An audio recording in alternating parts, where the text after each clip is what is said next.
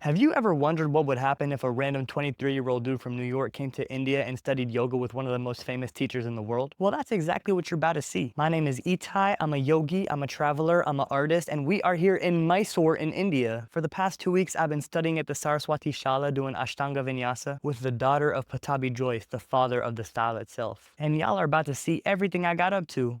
And it wasn't just yoga. We are in India after all, so we're eating delicious food, going to see beautiful Indian music concerts, and enjoying the full moon. Happy full moon. In case you didn't know, I've been on a solo travel pilgrimage all across Asia for the past 10 months. And this just happens to be the latest installment. So I hope you enjoy this video that encapsulates the spirit of Mysore. Really, I'm making this so I can show it to my kids one day. But if you find some kind of inspiration in it, that would make me so happy. Whether you want to study yoga or travel or make a video like this yourself, any way that we find connection is gonna just brighten my day. So leave a comment below and let me know, where would you most like to travel in the world? I'll tell you right now, mine is Brazil. But that's for another time. Right now we're in India, and I hope you enjoy the video. I have made it to Mysore, which is the hub of Ashtanga Yoga. I'm practicing here at the KPJ school, which honors the lineage of Pattabhi Jois, who's known across the world as the father of Ashtanga Yoga. Ashtanga Vinyasa, that is. Ashtanga Yoga itself dates back over 2,000 years to the time of the sage Patanjali, the author of the Yoga Sutras. So anyway, I'm here studying with Pattabhi Jois' daughter. Her name is Saraswati. She's about 84 years old, and she's the greatest sweetheart ever. She's strong, too. I was doing a balancing pose today, and she held my whole foot in her hand, not even flinching under the weight of my entire leg. I'm really looking forward to studying with her over the coming weeks. I'm gonna be here in Mysore for a hot minute, and I'm loving it so much because it's really a hub for Ashtangis from all over the world. Here in the neighborhood of Gokulam, there are cafes everywhere, different shalas, and everywhere you look, there are beauties with bright smiles and yoga mats slung across their back. Such a beautiful place for me to meet like-minded people, and I feel so privileged to have made it here. Yesterday, something crazy happened. Some serious divine serendipity occurred. I was in this cafe, which I've grown to really fancy, and I got up to the seating area on the second floor, and I was looking around and all the tables were full. I was like, where am I gonna sit? And then I turned around and I saw something I could not believe. My teacher from Nepal, where I did my first yoga teacher training, was right there smiling at me. And I haven't seen this man in over a year. He invited me to sit at his table with him and his girlfriend, and we had so much good stuff to catch up on. He was in Mysore catching up with his old guru, because this is where he studied to become the yoga master that he is. And I was just lucky to catch him at the right time. We caught up for so long. We both were at the Mahakumbh Mela a few weeks ago, so we exchanged stories from that. He told me about his plan to build a yoga shala in Oroville, and I was like, I was just there. And we bonded over both having plans to go to Goa right after this. But first, we both came through to practice our Ashtanga. So Ashok said to me, listen, I'm going to a kirtan tonight. Do you want to come? And I said, of course I want to come to a kirtan. So there we were last night at the most beautiful shala in front of this band with a tabla, harmonium, electric guitar, and vocalist singing these beautiful chants and ragas. And I just couldn't believe that I was next to this man who had such an impact on my yoga journey. It was true serendipity. It's so amazing how the universe can just wink at us like that when we least expect it. The universe is conspiring in our favor, but we have to train ourselves to look for the blessings in places we wouldn't expect. Just before I saw Ashok, I might have been like, damn, my hamstrings are sore. My Wi-Fi sucks. Complaining about this and that. But then the second I looked up to the beauty of life, an absolute miracle walked into it. There are 1 billion people in this country. There's no reason for me and Ashok to have been in the same restaurant, but life loves those kind of jokes. Last night I got home from the kirtan just around bedtime, which here is 8 p.m. because I woke up at 4:30 this morning. We do Ashtanga practice at 6 a.m., but I wanted to get in some morning pages for the Artist's Way week 6, which I just began. So I woke up at 4:30, cranked out those Artist's Way morning pages, and then I got to do my first Mysore-style class here at the KPJAYI Shala, which means everyone's kind of going at their own pace, doing their own thing, but we all practice in the same room, and you can feel everyone's energy. It's so palpable. While Saraswati, our teacher, she sits up on a stage in a chair, and she sees everything. It's crazy. She's able to correct the most subtle imperfections in everyone's asana. She had a few things to say about me, which I was very thankful for. I felt honored to be nurtured by her kind words. She said to me, tomorrow you come up to the front. I'm gonna take you through one by one, which means I was the biggest novice in the class, but it's a good position to be in. Never want to be the smartest, most advanced person in the room, and this just means I'm going to learn so much from all the people around me. So I'm so excited to see how that goes tomorrow. But for now, I'm just soaking up all the beautiful sights and sounds of Mysore, eating papayas and coconuts, dipping my idli in coconut chutney, wrapping flower garlands around my neck, playing with the goats, and the cows abound. I can get used to this. The best part about it is that we have our practice at 6 in the morning, usually ends by 8 a.m., and then the whole day is free. We can do whatever we want. You could either chill in cafes with other yogis. I might go on an adventure today, actually, to Mysore Palace or an art gallery or to a famous hill nearby. The possibilities are truly endless. I'm so happy to be here in Mysore. Also, look at my Powerpuff Girl bed sheets. Aren't they awesome? And my pollinator pillowcase. I'm home. Talented.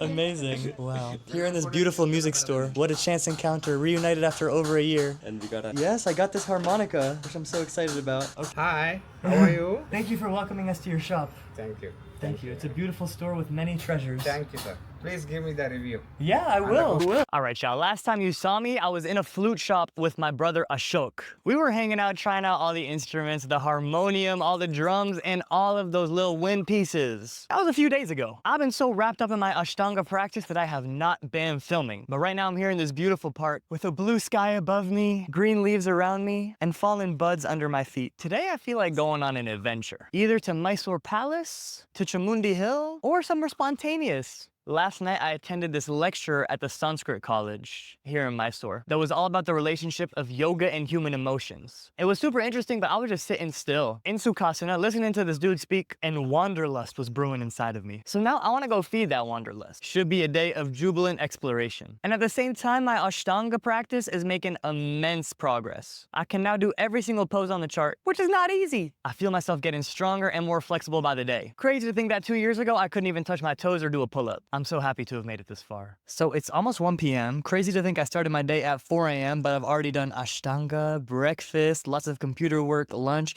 and I even ate 2 coconuts. But now it's time for an adventure. I think I'm gonna go to Mysore Palace and also a nearby art gallery that has some traditional Mysore pieces. It'll be a nice opportunity to get away from Gokulam, neighborhood I'm currently in. And it's a great neighborhood. The only problem is it's filled with Ashtangis. And I want to go experience the real Mysore where the locals are hanging out. So that's the plan for today. I'm about to order an Uber and we'll be there soon. So I'm in the tuk-tuk on my way to the museum now. And I just wanted to let y'all know that I discovered something crazy. I am listening to RZA's guided meditations. Yes, that RZA, the Wu-Tang Clan RZA. I was talking about guided meditations with my homie from Ashtanga yesterday after practice. And he was like, well, have you heard RZA? And I was like, I love RZA. I love Wu-Tang. I'm from New York. He said, you got to check out his guided meditations. And now my mind is blown. He did it in collaboration with this tea company back in 2020. And if y'all know, I make guided meditations too. So I'm always looking for inspiration.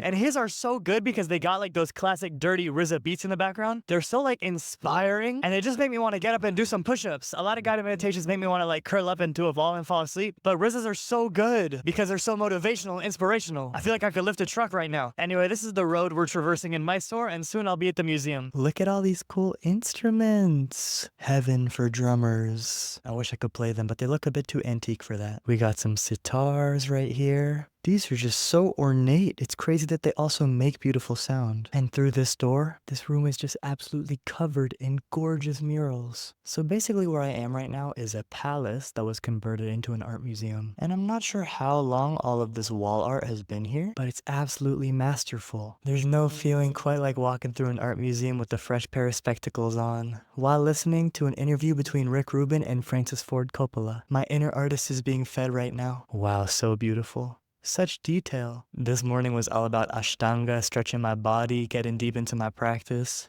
And the rest of the day has been all about talking to my inner child, figuring out what kind of art he wants to make. And here we have a little Ganesh in a storage room. Such a beauty. That's that on the museum. There are a bunch of beautiful portraits downstairs, but I don't think I'm allowed to photograph. So now onto the palace. Being an American traveling abroad is so crazy because every time someone asks me where I'm from and I'm like, USA, they're like, Donald Trump, Donald Trump. Donald Trump? And I'm like, do we gotta talk about Donald Trump? First of all, I'm sorry. Second of all, I've been hearing enough about the boy. And A, not every citizen is representative of their government. In fact, most are not. And if I've never been somewhere personally and seen what the people are like, I'm not gonna assume based on what I hear. But still, I understand a lot of people from India have not been outside of India and they hear crazy stuff about the USA. And listen, the USA is crazy, but admittedly, I'm from New York City, which is quite a bubble. It's just funny that they don't say the Grand Canyon or like Silicon Valley or like the Metropolitan Museum of Art. Like Donald Trump, maybe I should just lie about where I'm from. Nah, I'm not gonna do that. Anyway, that was a great museum. Now it's hot and I gotta walk to the palace. Maybe some lunch first. So what is your name, Anna?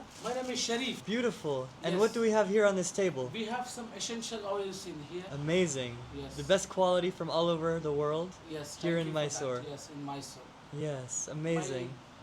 For wonderful experience. Please visit to my place, have an experience about the essential oils. Yes. And we have some incense sticks, the most popular incense sticks for the meditation incense sticks.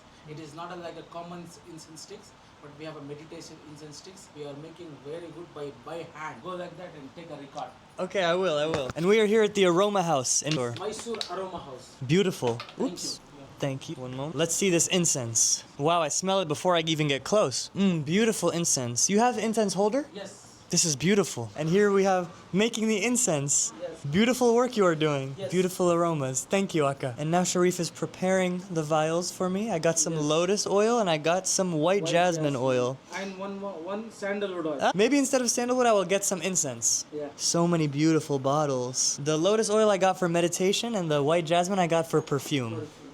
Yes. It's full. Amazing. Yes, beautiful. Thank you. And you can make a hole for me? No, you go and make a hole. Okay. It's locked. Okay, and can you write the name on it so I don't... Oh, okay, perfect. Thank you so much. Wow, beautiful. Thank you so much for bringing me to your store and showing me everything. Thank you, my dear friend. When y'all are in Mysore, you gotta stop by the Aroma House. Mysore Aroma House. Mysore Aroma House. Yes. Woo! I even got some... I will. And I even got some masala chai. So delicious. You are YouTuber? You have YouTube channel? Yes, I do. Yes. I made it to Mysore Palace, and the architecture here is so crazy. I would have loved to live here back in the day. There are so many artifacts that the royal family has left behind, even their ashes. I love this color blue. It reminds me of New Mexico. And it reminds me of this new shawl I just got. I feel like my outfit right now is giving like elementary school librarian, but it feels very appropriate exploring this historical site. They have like Ganesh stained glass in here. There are birds flying around. There's like such beautiful art on the ceilings, and so many nice visitors taking photos. Hi. What a lovely place. My sister's an architecture student and I'm taking so many photos for her. Cause listen, brutalism is cool, minimalist architecture is cool, but I'm waiting for this to have a resurgence. Like, when are they gonna start building houses like this again? You wanna say hello? Hi. Hi. Hello. I'm gonna be famous now. Yes, my pleasure. What a sweetie. It's been a few days since you last heard from me. When I got back from the Mysore Palace, I got a little bit, I think it was like a dust allergy, I don't know, but I was a little sniffly and a bit of a sore throat. It's been happening to me more frequently than usual here in India. I think it's because all the dust on the roads. I gotta remember to wear my mask. But anyway, I fought off that little cold, that little allergic reaction, got back on the Ashtanga mat, and now I'm doing my graduation from inner engineering. You can hear Sadhguru talking in the background. Joy and misery originates from within. That's my dog. Happens from within. Agony and ecstasy. So I'm on like a 6.5 hour live stream right now. I'm getting initiated into one of his most famous kriyas, and after completing this, I'm able to volunteer at any Isha in the world. So I'll let y'all know how it goes. Everything else is secondary. Well, in those many accessories we have created, some things are working well, some things are not working well. If the husband is good, mother-in-law is little trouble, mother-in-law is very nice, husband is giving you trouble, wife is wonderful, children are giving you trouble. Hello? Spitting bars. All that is wonderful, you don't have a job, something. Among the many arrangements that we make, some things are working, some things are not working, yes? But the most important thing is on, you're alive. As I said earlier, if you don't get this, once again let me repeat this, we'll give you everything. I'll build a palace for you, I'll buy a Rolls Royce for you, I will write the whole cosmos in your name, I'll make a document for you. Because anyway the cosmos belongs to me, I will write a will in your name, but we'll take the life out of you, right? Is it a deal I'm asking? No deal. Oh, you're sensible people. Look how pretty my burning incense is. I'm reading The Artist's Way Week 7 and the author was like, light something nice in your room. A candle, a diffuser, some incense, and here we go. I got this at the Aroma House, where I picked up those oils the other day. I'm still doing Isha. The inner engineering initiation is still going on. Here's my yoga mat in the middle of my room. You can see my 2 feet very clearly where I put them during downward dog. Whoops. I have been walking barefoot everywhere. And look how nice my bed sheets are. I got Powerpuff Girl bed sheets and butterfly pillowcases and my cute little guitar.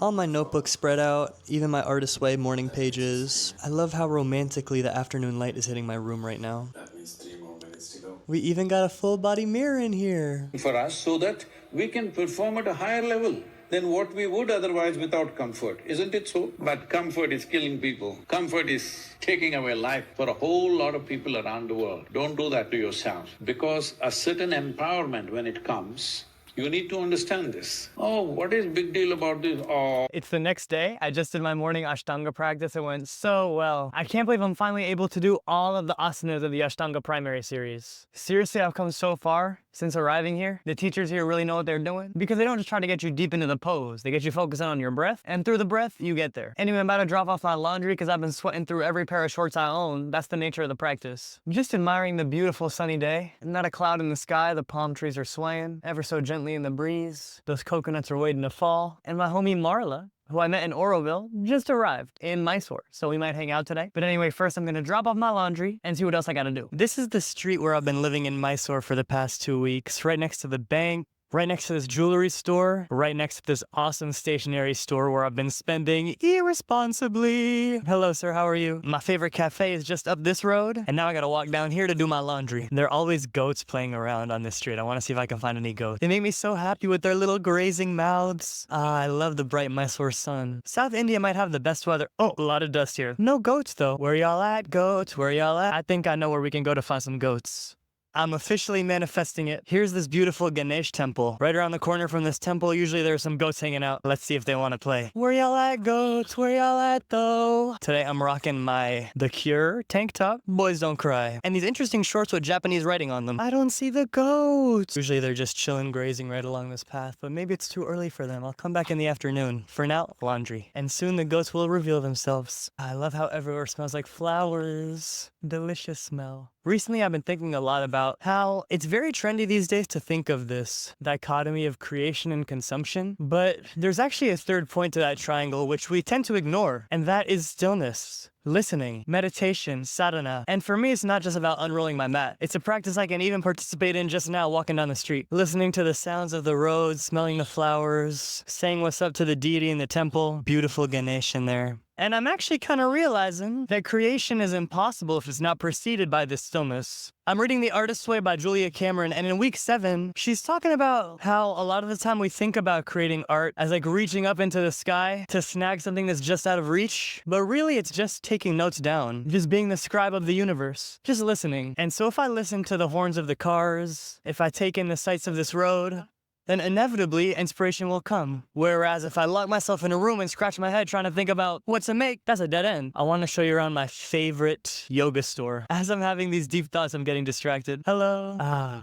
We got Vivekananda, Buddha, and Hanumanji. Lots of different teas. Hella oils. Ooh, they got olive oil. I kind of want some, bro. Now I'm gonna ball out. For better, for worse, I'm fated to ball out. I should never have walked in here without expecting to spend some dough. Should I get some chia seeds? That sounds good. I think I got to make a few little luxurious purchases. Speaking of The Artist's Way, Julia always talks about how treating yourself to luxury is so important to make your inner artist feel safe. This is where I got my yoga mat. I've been using this yoga mat, this cork one, for my Ashtanga practice, and it's been really good. I recommend cork yoga mats. They also have this cork bucket hat. I've never seen anything like that before. Oh my god, they got aloe vera gel, body butter, y'all. This is crazy. The store is like heaven. I really feel like a kid in a candy store, like a kid in a yoga store. Oh my god. All right, I gotta focus, and I'm gonna give you a haul soon. So first up, I got some rosemary oil, because I like the smell, and it's good for my hair. Then I got some chia seeds, because it's a snack that always makes me feel really good, healthy, and energetic. So that's that on that. All right, that was a brief distraction from moseying around, talking about the importance of stillness and listening. And look where it led me. Hello. How are you? I'm good. How are you? Fine. You want to say hello? Yeah. What's your good name, sir? I'm Itai. Nice to meet you. Great to meet you. Nice to meet Have a nice day. All right, where is this laundromat?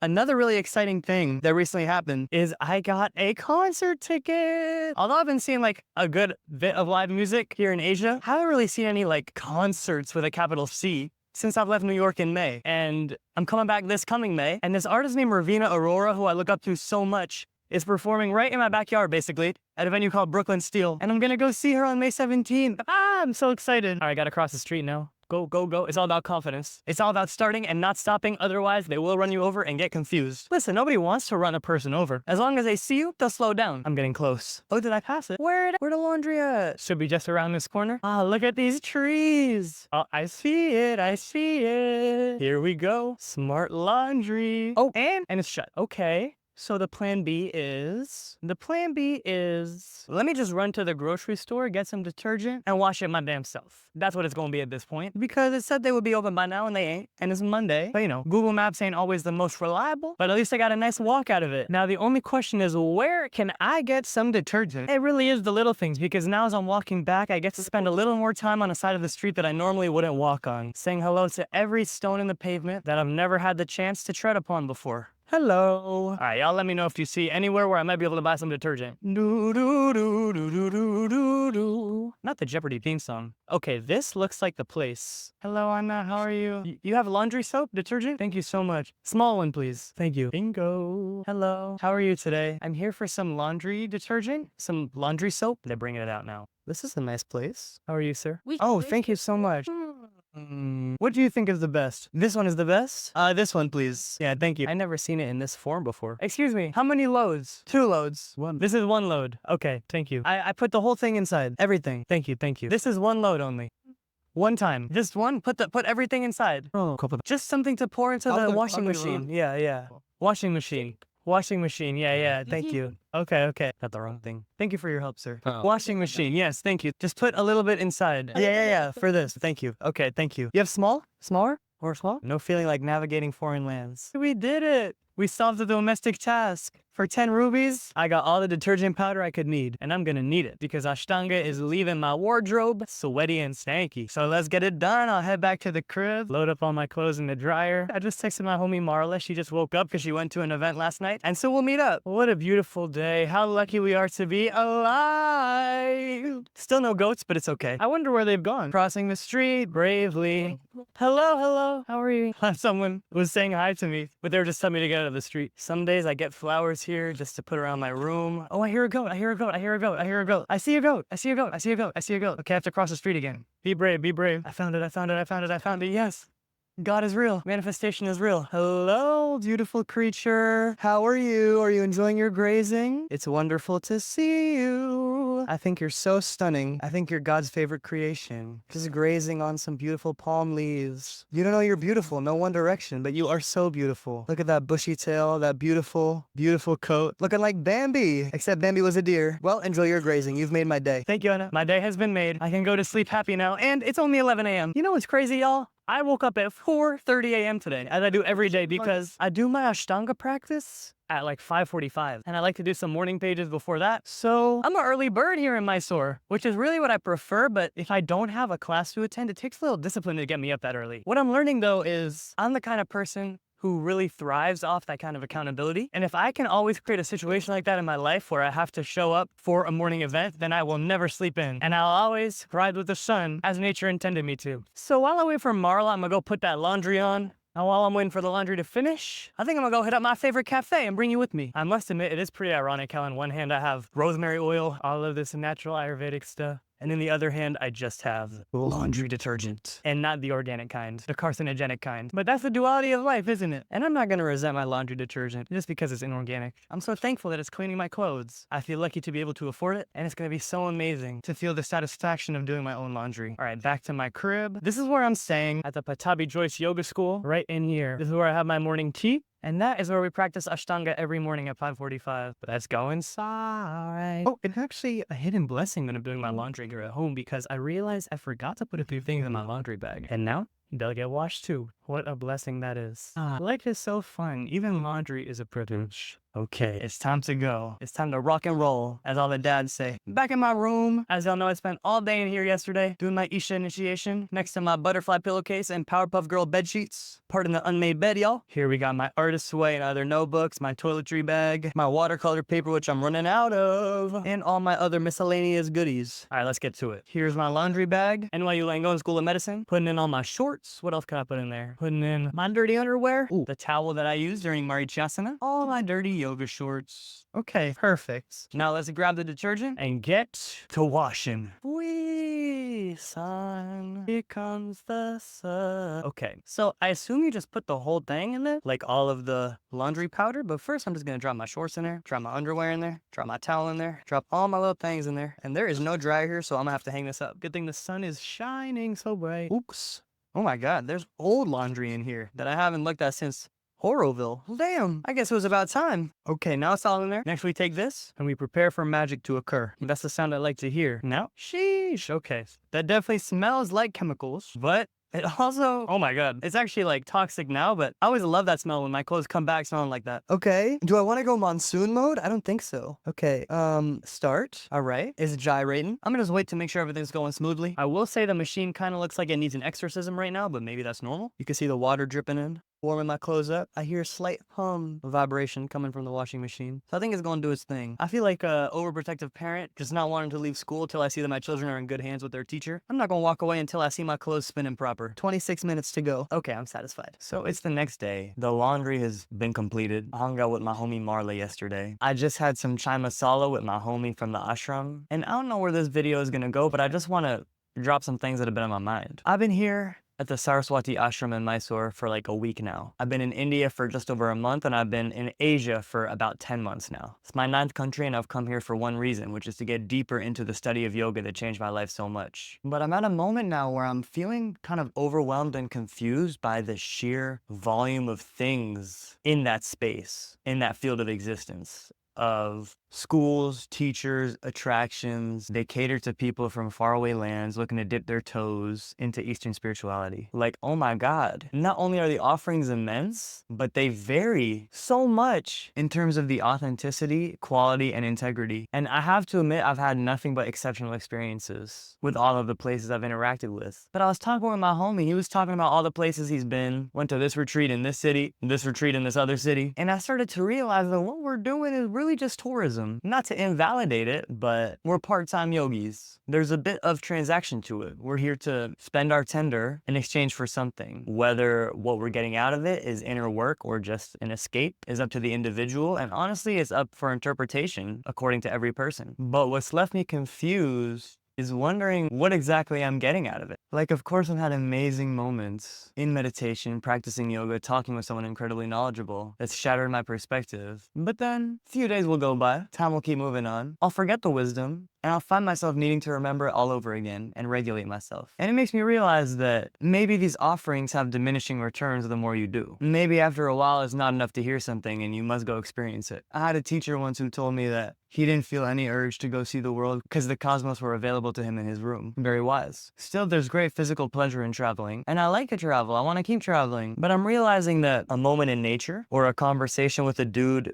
brewing chai masala is just as valuable as the experience I'm having here in this ashram. There's a system at play of heavy Western influence in this space. And I know a lot of amazing teachers from the West. I don't want to take away from their abilities, from their offerings, but when you think about the economics, it's gentrification. People from Europe and America come into India, come into Thailand, come into Indonesia, and setting up shop. That's not gentrification. I mean, you can believe whatever you want about the morals of that, but I'm just selfishly thinking about myself. Thinking about how I feel so called to share what I've learned with the world. Even if I know 1% of yoga, I know so many people who know 0% who I'd be able to help. And I love the act of helping. But how can I do this in a way that's respectful, in a way that's laced with integrity? A project I've been working on for a few months that's about done is my first online paid yoga program. And I'm nervous because it's something I've never done before. What's gonna happen when I ask people for money? I don't know what inspires the uncertainty I'm feeling about it, but it's a big question mark for me. With most things in my life, I'm able to see exactly how I want it to go and trust that it will happen that way. But this one's confusing because I'm not honestly sure what I even really want. I'm constantly caught between making the most of this fleeting life in the physical realm and just renouncing it all. But isn't renunciation another form of dependency? Saying, nah, I can't do all that. I want to show myself that I can, but not be attached to it. I don't know if that makes any sense. It's barely making sense to me. But these are just my thoughts at the moment. So what am I doing here in Mysore? And just having fun. Just here for a good time. It's not so serious. It can be silly. In fact, it might as well be silly. What's the fun if it ain't? Time to release expectations. Time to release judgments. Time to release self-doubt. Time to release negative thoughts. That feels good. And that is how you take an anxious thought, spit it out your mouth, and squash it like a speck of dust. Feels good to say that out loud. Why can't I always stay silly, and how did I start thinking about this? I suspect it's because I was scrolling on my phone. I suspect it really is that damn phone at the root of most of life's problems. That's a big one for me. How can I keep a healthy distance from that gray box? But that's one for another day. Anyway, thank you for hearing that out. So what do I mean when I talk about part-time yogis? A lot of people who come from hustle culture, like me, will pay a lot of that hard-earned money to come to a place where they can leave it all behind. That's not escapism? It sounds like escapism. But is that wrong? I don't know. It's definitely better than other forms of escapism. At least it's a little more sustainable and a little less indulgent, a little less destructive. But at the same time, this thing we call yoga used to look very different a few thousand years ago. And part of the blessing of being in India is I've come in contact with sadhus and swamis and people who have really made this their whole lifestyle. Living by the principles. Living outside of money, living outside of attachment, just practicing yoga all day. No families, no possessions. And as far as I can tell, no desires. Is that what I want? Is that what I need? I don't know the answer to either, but I'm noticing the discrepancy between my wants and my needs. And then again, my inner cynic, my inner critic is like, yo, these devotees are following a very strict dogma. And I know deep in my bones that all dogmas are fallible if they're followed blindly. Of course, there's merit to them. But anything with rules is gonna breed complications. Whether you're following the rules of any sacred text, it can be so easy to get lost in the rules and forget the purpose behind them. It's a very slippery slope. So, although yoga fascinates me and it's already had such a deep impact on me, I'm hesitant to surrender to it as the ultimate truth, the ultimate dogma, because everybody needs something different. I really believe that. And learning these teachings can take you pretty far, but to get all the way, you can only really study yourself and look inside yourself. Now, am I just escaping that part of the process by going to all these gurus and teachers? The part-time yogi, and I'm not talking about myself specifically, I'm talking about an archetype. Leaves their job, leaves their family, comes out here for a sec, regulates their nervous system, gets grounded, then goes back to whatever material attachments they had before. Maybe a little wiser, but definitely part-time yogi, not full-time yogi. But isn't that a bit of an archaic definition of a yogi, someone who gotta give it all up? I'm starting to believe it's more noble, or it's more desirable for me to have one foot in each realm, the metaphysical and the physical. But it's easier said than done. I think the middle path is much more nuanced than either extreme, and that makes it complicated.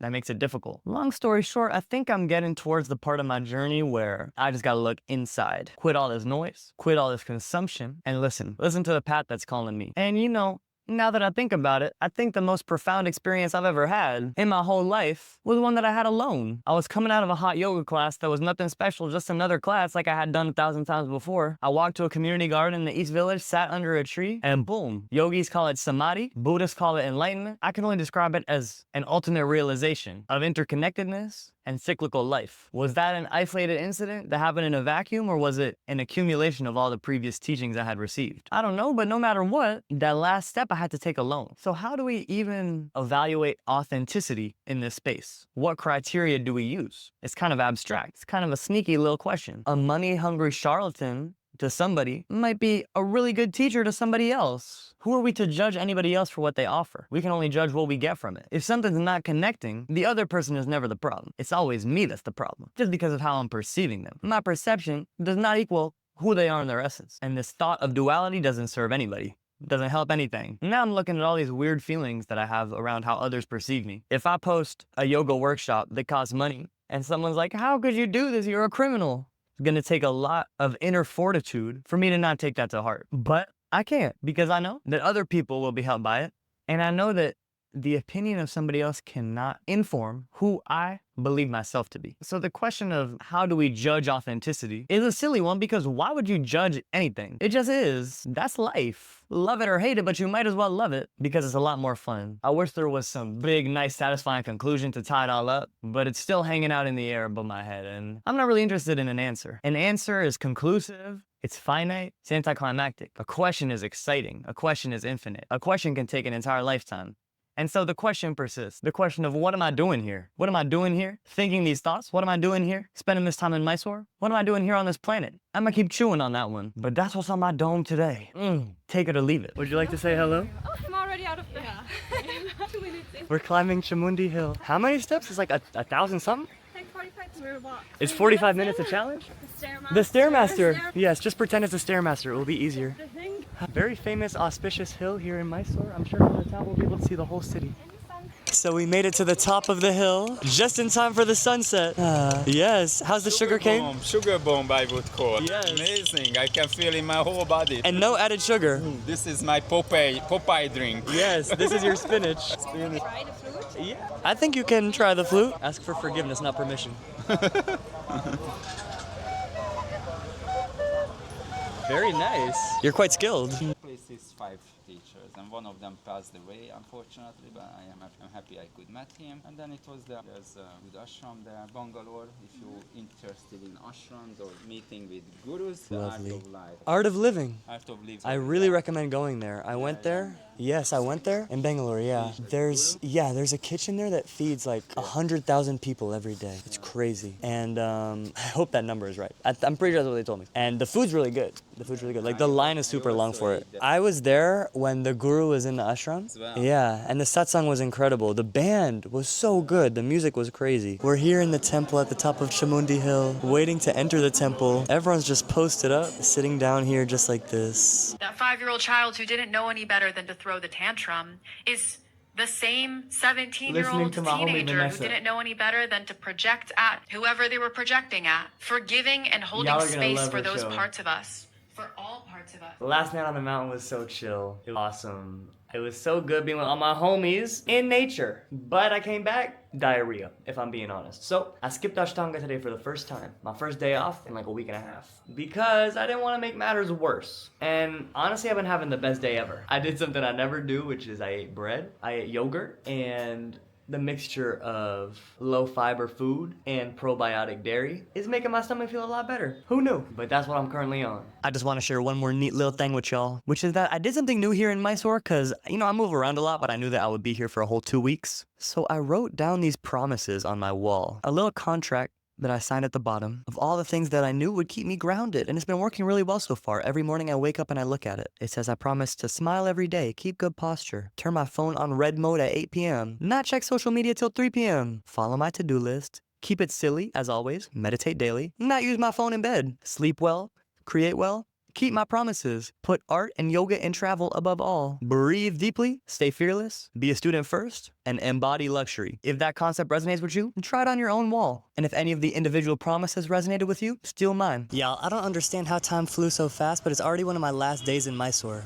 Practicing Ashtanga has been so fun. Reuniting with my homie Ashok has been so fun. I had a really good breakfast with him this morning. And I've made so many good friends at the Shala and the cafes. Tonight is the full moon and I went to a really good full moon meditation last night with the homie Sandy from the Shala. She led us through some amazing Sanskrit mantras I never heard before. But anyway, right now I'm waiting for my Uber, my little Uber rickshaw. I'm going to a classical music concert, the Mysore Brothers, 2 violinists. It's also Holi, an Indian holiday where people cover each other with colors, but ain't nobody cover me yet. We'll see if it comes. I'm getting already melancholy about leaving this place. It's been such an amazing 2 weeks, but there's still one more adventure to be had.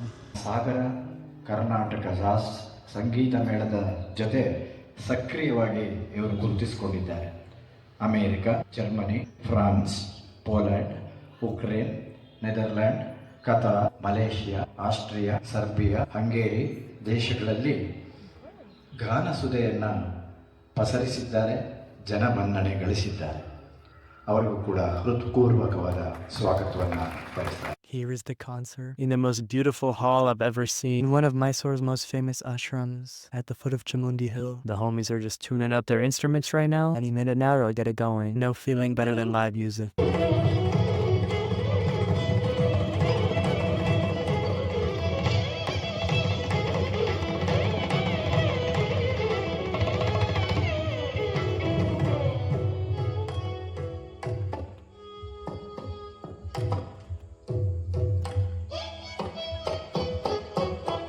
So I just got home from the concert after going for some dinner with the homies.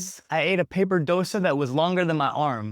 And it's a full moon, y'all. You know what that means. We gotta go outside and say what's up. All right, let's go. My room is actually on the roof of my yoga studio, so it won't be too hard to get out there and say hello to the big, beautiful moon. Oh, but I wanna wear my glasses because I do happen to be a little bit nearsighted in case y'all didn't know. Here they are. I just got these new frames. They kind of make me look like a librarian, but I don't mind it. They help me see the moon clearly. And what else are spectacles for? Okay, let's do it. Ooh, it might be dark out here. Ooh la la, there she is. OMG. Y'all, I'm kind of lit up right now, but there's no light pollution at all. It's all the bright moon. Look how sexy it is. Oh my God. What a privilege it is to be alive at the same time as the moon. In yoga philosophy, we think of the moon as an energetic peak of every month. And it's symbolized by a deep, deep inhale. I swear I could look at it all night just inhaling its beauty. There's this full moon tradition moon where you write down what you want to let go on a piece of paper and then you burn that piece of paper. And I feel like doing that tonight. Let me just say it's like 10 p.m. because I went to a concert tonight and I went to a late dinner. After not having dinner, going to a concert, or staying up past 7:30 in the last 2 weeks. Because you're not supposed to practice on the full moon, so tomorrow I don't have to wake up at 4:30 like I've been doing every day. And I'm like, why not just stay out here all night with Miss Purnima? She's so radiant. Yeah, leave a comment below and let me know what you want to let go of on this full moon. If you're watching this after the full moon is passed, it's okay. We always have a chance to let go and find a new self-identification. Let me think, what do I want to let go of? I want to let go of fear of the unknown. I want to let go of judgment of others. I want to let go of stinginess when it comes to tangible or intangible resources. I want to let go of fatigue. I want to let go of bad posture. I want to let go of bridges that I perceive as burnt, because really nothing's ever forever. I want to let go of resentment and grudges. I want to let go of illness. I want to let go of scarcity mindset. I want to let go of desire before gratitude. From now on, I'm only letting desire in the club once gratitude has danced around for a few songs already. I'm letting go of fast heart rate. I'm letting go of tech anxiety. I'm letting go of doom scrolling. I'm letting go of excessive consumption. I'm letting go of mosquito bites. They're nothing to me. Ah, that felt so good. Thank you, beautiful moon. Isn't she lovely? Isn't she a doll? Just me and my bestie. I will remember this moment forever. All right, y'all. Sadly, devastatingly, that's a wrap on my Mysore video. But the good news is, my travels are far from over. I'm gonna be keeping y'all updated till the end of time. And I'm not going home for a minute. So it's gonna be a lot more India. If you're new here, please subscribe. I promise if you subscribe, I will continue doing everything I can to make this channel as good as it can be. If something in here resonated with you, send this video to a homie. It would mean a lot to me. Send it to your mom and say, I think you might like this. And if there's one thing that I really want you to do for me, it's to take a deep breath. Go ahead, give yourself permission, indulge in that breath. Inhale that oxygen like it's an intoxicating substance, and exhale it like you have no fear of surrendering to the divine. I love you so much. Thank you for coming with me on this adventure. You inspire me immensely, and we're stronger together. I'll see you next time. Peace and love.